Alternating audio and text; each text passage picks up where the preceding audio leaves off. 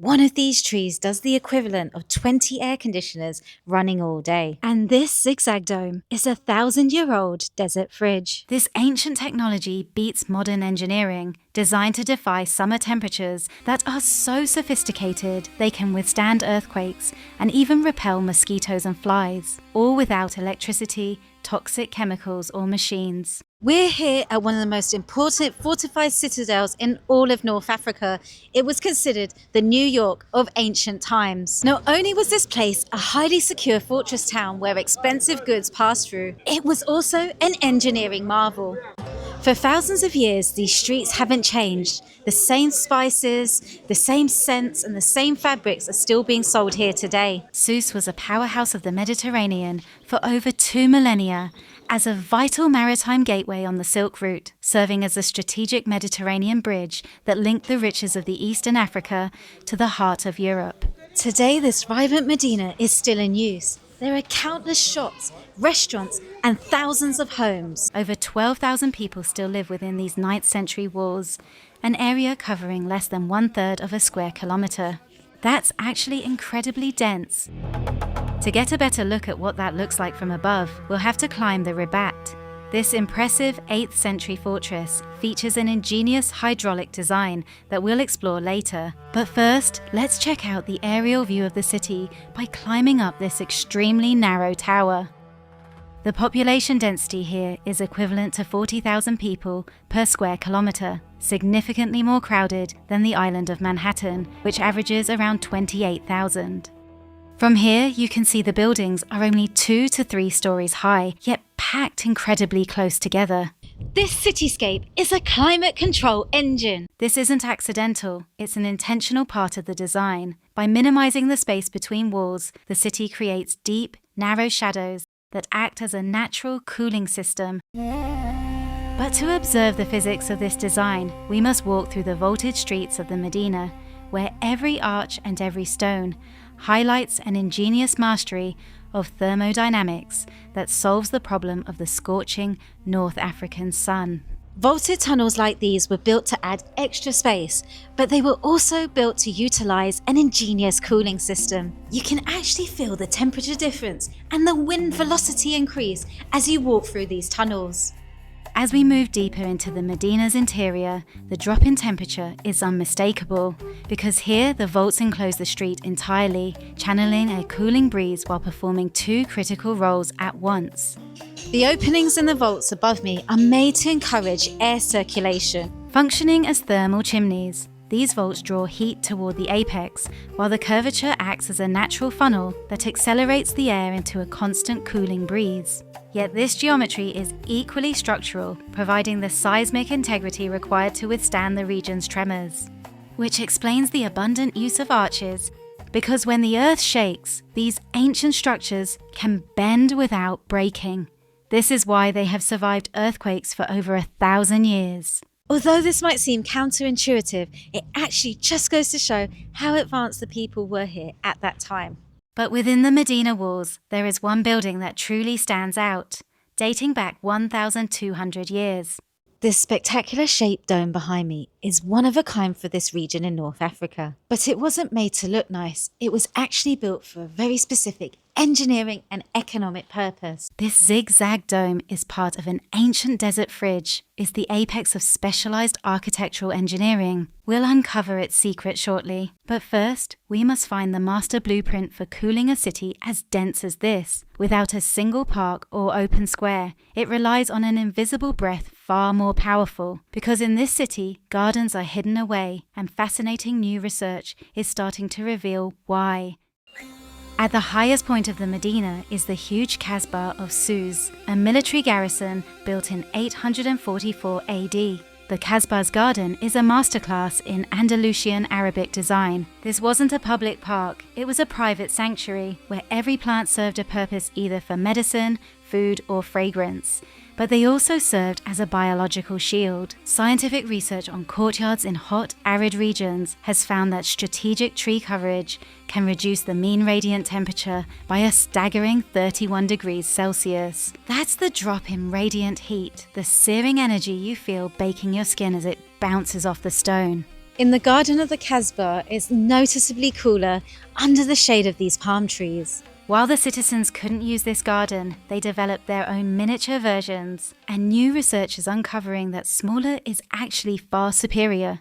More on that coming up, but what exactly makes these plants more powerful than modern AC? This courtyard garden acts as a thermal lung for the fortress. The transpiration from the leaves and the evaporation from the garden's central fountain lowered the courtyard temperature, acting as a natural cooling system for the surrounding stone rooms. This is a perfect example of how ancient architecture wasn't just about defense, it was about creating a livable climate.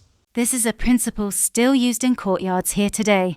A significant feature of North African architecture is to create a mini oasis inside a courtyard. What if I told you that one of these trees does the equivalent of 20 air conditioners? It sounds like a myth, but it's actually backed by physics. A mature tree pulls up to 100 gallons of water from the earth every day and sweats it out through its leaves. Evaporating that water requires pulling about 800,000 BTUs of heat out of the air. Think of a BTU as the heat of a single wooden match, so this tree is effectively erasing the heat of nearly 1 million matches from this courtyard every single day. In mechanical terms, during the hottest part of the afternoon, this single tree is pumping out the exact same cooling energy as 20 bedroom air conditioners running at full blast. What's fascinating to see is there's actually moss growing on the trunk, which just goes to show how cool and moist it is here. You would think a thick, leafy tree would be better for cooling, but ancient architects planted palms in these courtyards on purpose. These 4 palms are creating a living roof that do 2 very important things. Firstly, they block the scorching sun from reaching the courtyard and heating it up. And secondly, they allow for hot air to rise up and escape through the leaves. This creates a breathable ceiling far more effective than a dense broadleaf canopy, which would only trap the heat below. It's now midday in December and it feels really hot outside. It's about 25 degrees. But as we walk into the courtyard, you'll feel a difference instantly. It feels closer to 10 or 15 degrees. There's a vast difference, especially as we get closer to the trees and the plants. This pocket oasis was noticeably cooler than the Casbah. Bioclimatic studies verify that deep, compact, vegetated spaces offer superior cooling to expansive ones. This just goes to show how effective this style of gardening is.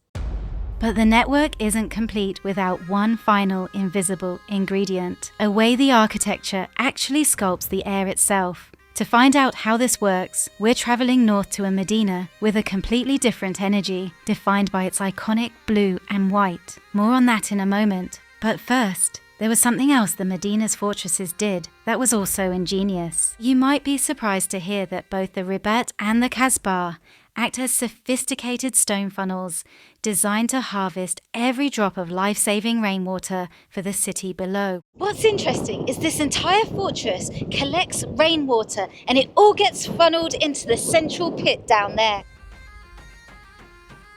This whole fortress is designed to collect rainwater in this very dry, arid climate. Up here, the surfaces are all slanted towards gutters in order to capture as much rainwater as possible, which is collected into the courtyard and into cisterns below. Where this cat is sitting is a significant part of this whole building, because this is the main collection funnel of all the rainwater from this entire building that rushes down here into cisterns below.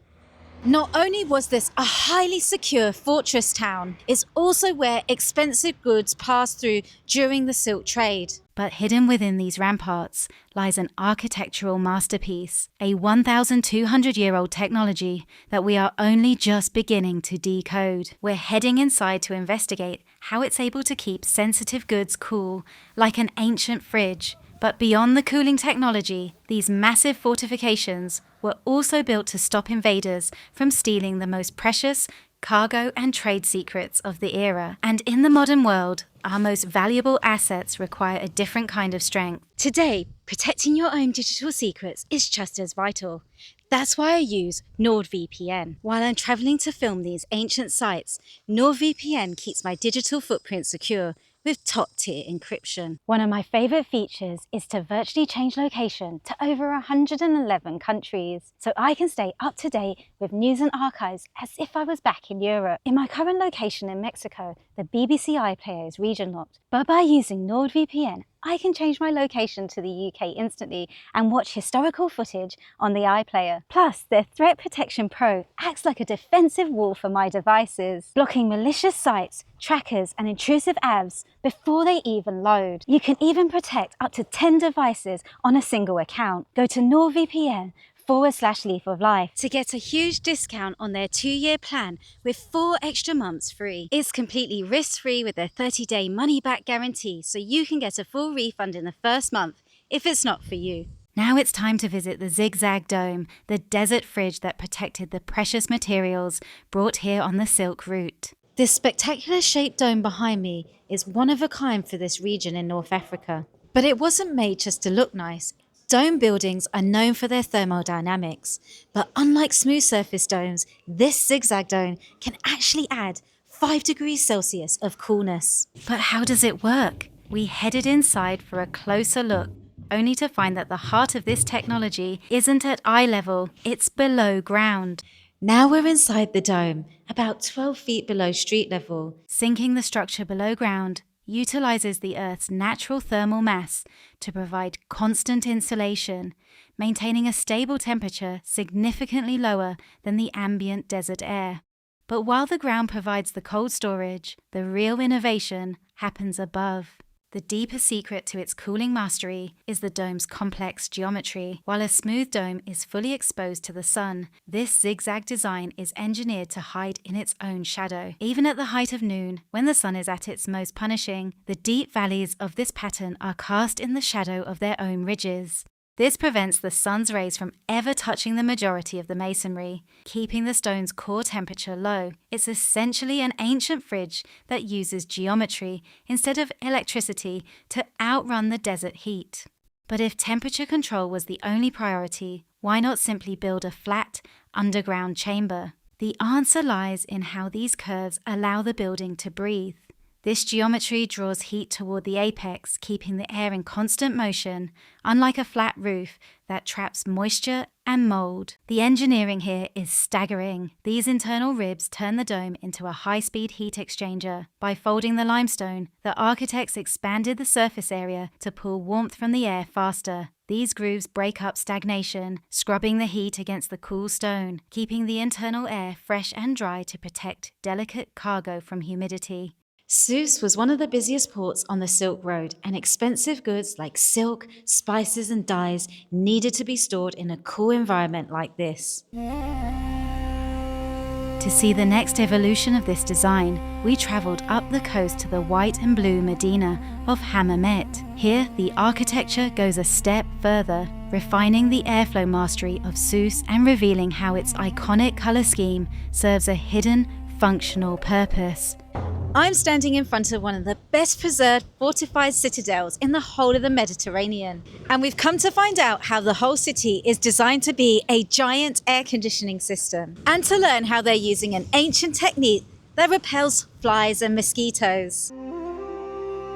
The Medina of Hammamet is a sparkling jewel on the edge of the Mediterranean. It was founded over 1,000 years ago as a vital link in the coastal defense of Tunisia. It was part of a chain of forts along the North African coast and functioned as a high-altitude lookout point. From these walls, soldiers could spot pirate ships or enemy fleets miles before they reached the shore. And they used a high-speed communication network if the enemy appeared. The citadels used smoke by day and fire by night to warn the capital. But it is inside these impressive walls where some fascinating engineering is taking place. Walking through the Medina is like going back in time, as very little of its essential design and intended purposes has changed for centuries.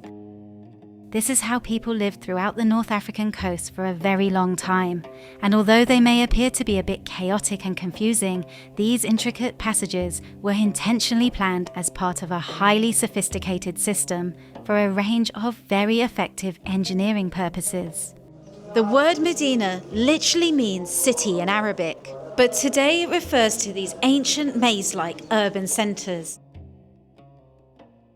So what are some of the engineering devices being used here? The whitewashed walls reflect the North African sun to prevent the homes from overheating. Trees cover the narrow passages, creating shade.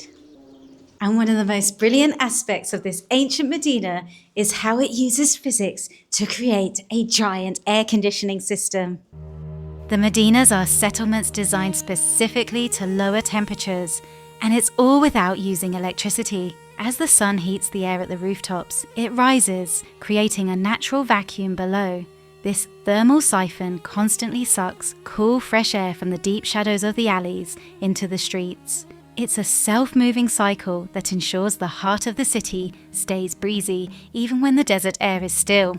The physics here is based on thermal pressure. The small patches of sun-drenched ground heat up quickly, while the deep shaded passages stay significantly cooler. This creates a temperature imbalance where the hot air rises and the cooler, denser air from the shade is pulled in to replace it.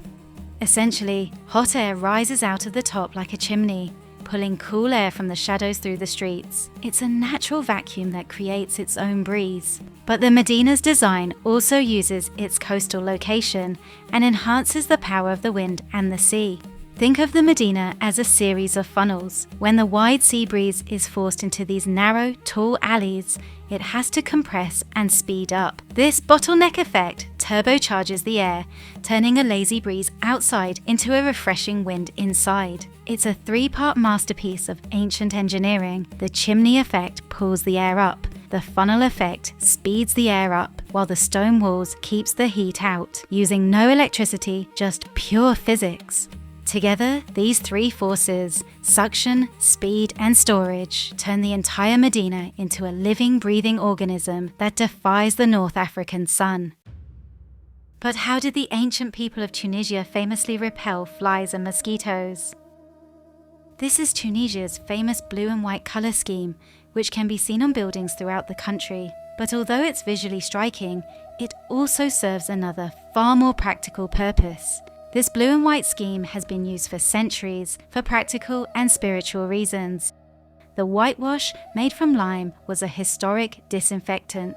The blue, derived from indigo or smalt, was added for protection. Folklore says the colour blue wards off the evil eye and, by extension, pests. Science offers a clearer explanation. Many insects have compound eyes drawn to dark, contrasting colours. Light blue and white are less attractive. They reflect more light and heat, creating a less ideal environment for insects seeking shade and moisture.